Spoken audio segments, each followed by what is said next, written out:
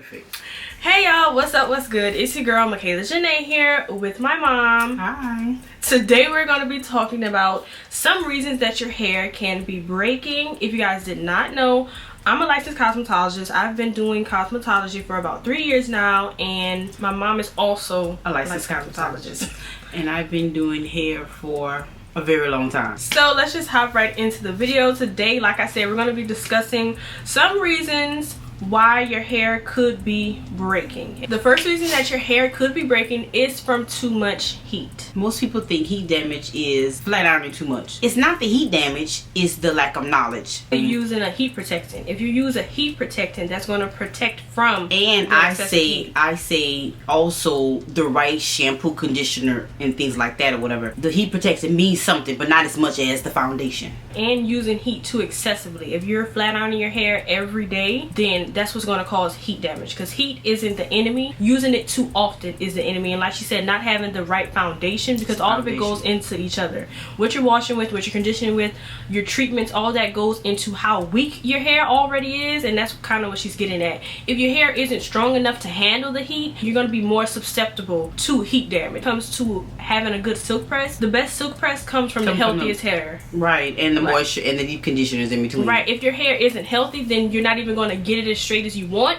And then if you're not getting as straight as you want, that's what's causing you to use heat more frequently. Like when we do our hair, when our hair is straight, it's going to stay straight. Not only because we're heat trained, but because we have a routine and we're maintaining our hair to be able to take the heat and it's used to the heat. Okay, so the next reason why your hair could be breaking is because it is over processed with color. I've been doing color for a very long time. She's been doing color in her hair for a very long time, but it's important to know your hair. First of all, it's important to get it done professionally, because that's the easiest way to experience breakage from color is by doing it at home. It's from constantly using box colors, constantly changing your color, and bleaching it. Those are things that can be causing breakage. I personally know that my hair can't take bleach. Everyone's hair is different and everyone's hair has their breaking point. When you do color, it's also going back to the shampoos and the conditioners while it's in there to keep it on your head, because too much color, the wrong process of the color will break the hair off. After a while, it gets to the point where the color is pretty, but if you're not putting in the right conditioners and things like that with it, if you're not maintaining color and the color's already a little bit too strong for your hair, it's going to result in breakage. If you're not doing the proper maintenance with any of these things,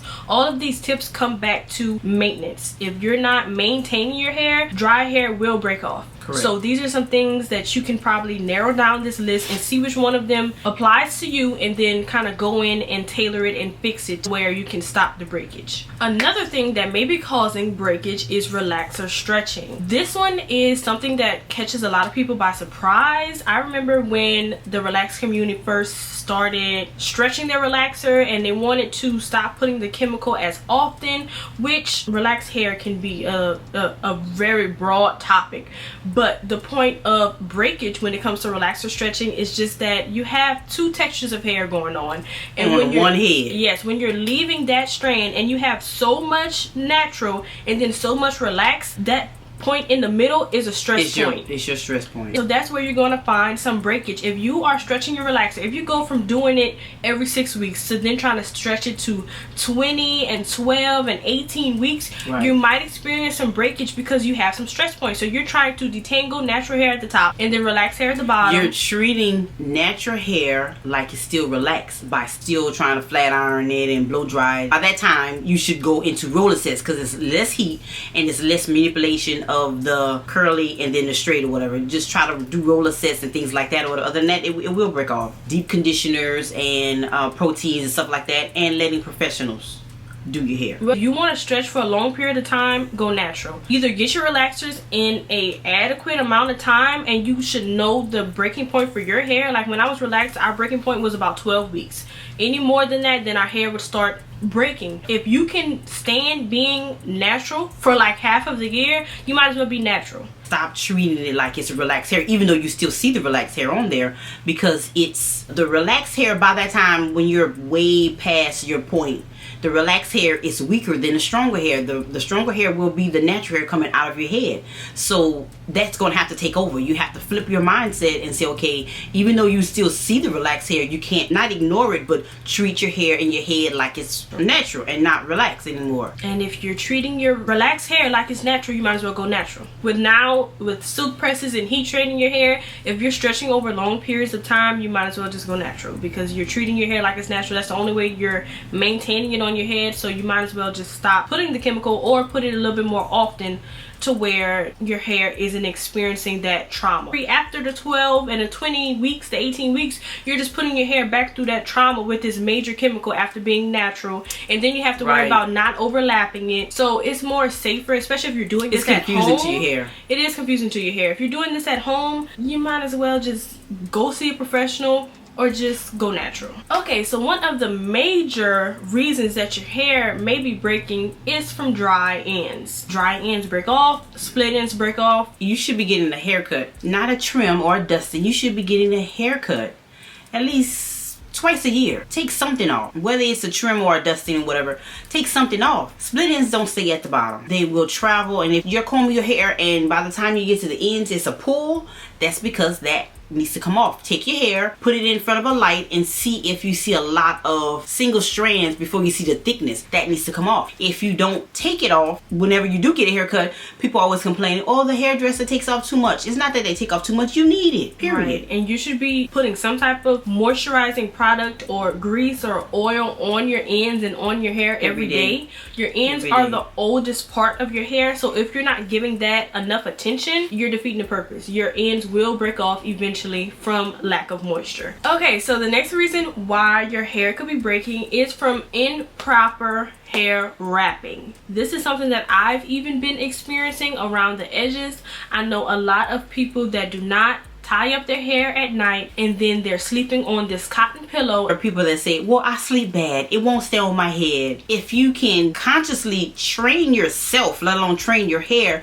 to think about it and get it wrapped the right way, lay it down the right way. Well, and finding something that works for you, because those are just excuses. Either you need to be using a satin pillowcase, or you need to be doing something to protect that hair, because then you'll see a lot of breakage around the perimeter of your hair, and those are the weakest spots along with your ends, and also it's going to cause breakage. Sometimes it's the wrong bonnet for your hair, or the wrong wrap for your hair. Sometimes wraps and bonnets are like anything else. You have to change them every so often. You can't be using the same one that you've been using for like 10 years. You know, it's time to upgrade. Or wash it. Some people don't even wash it. Yeah, a lot of people do not wash it. So you have to be properly thinking about every part of your hair when you wake up and when you go to sleep. Maybe that's causing your breakage. Okay, and last but not least, the biggest reasons why your hair could be breaking is because you're at the wrong stylist. Period. When she say the wrong stylist, there are people out there that does hair very well. There's people out there that does hair and like to explain to you what's going on with your hair. When you run across somebody that just style your hair and they just do your hair and they don't worry about the, you know, the condition of your hair. Like a braider who doesn't wash, or someone who is installing your wigs or doing your braid down. Someone wants to just get you to a color, and then what's the process it takes to get you to that color. They know the bottom line is going to be pretty, but again, is it healthy underneath the pretty? And then people always seem to think that let me just dye my hair back natural, my natural color, and that's going to solve the problem. Guess what's still underneath that? Isn't informing them that while it looks better, it's not helping you. So you need to find a stylist that will educate. That's the main thing. Find someone who you love their work. Exactly. You need to find someone who is going to educate you and tell you how to maintain this hair, keep the hair on your head, and then make it thrive to where it can grow, to where that it can flourish and it can be and work what it needs to do for you. Sometimes you have to check your stylist's hair also, because what they do to their hair, they're going to do to your hair. If they don't know how to take care of their own hair, they're always putting braids or wigs and weaves in, they can't tell you the education of your hair. Some people are like, oh, I just want my hair to look like this picture or this color or this style. Once it's in, once it's installed, once it's colored, then they don't tell you, okay, when you leave from here, this is what you do. You come to different stylists and your hair is like awful and you don't know why, because the last stylist didn't tell you you shouldn't have did that. And because your stylist should not always be agreeing with you either. They shouldn't just be your yes woman and they're just like, okay, we can do it. It's gonna be this much, but we can do it. They're focusing on the money instead of the health of your hair. Find a stylist that is not only good at what they do, but wants to educate you and wants what's best for your hair. Not just wants your money or wants to create a pretty style. So I think that is all for this video. Thank you all for watching. Thank you all. Let me know if you want to see more of my mom on this channel. Like I said, she has a lot of knowledge that she can offer you guys. So I hope you all enjoyed this video. Make sure you follow me on Instagram so you can see more behind the scenes of our salon. You can see both of our work. And I'll see you guys in my next video.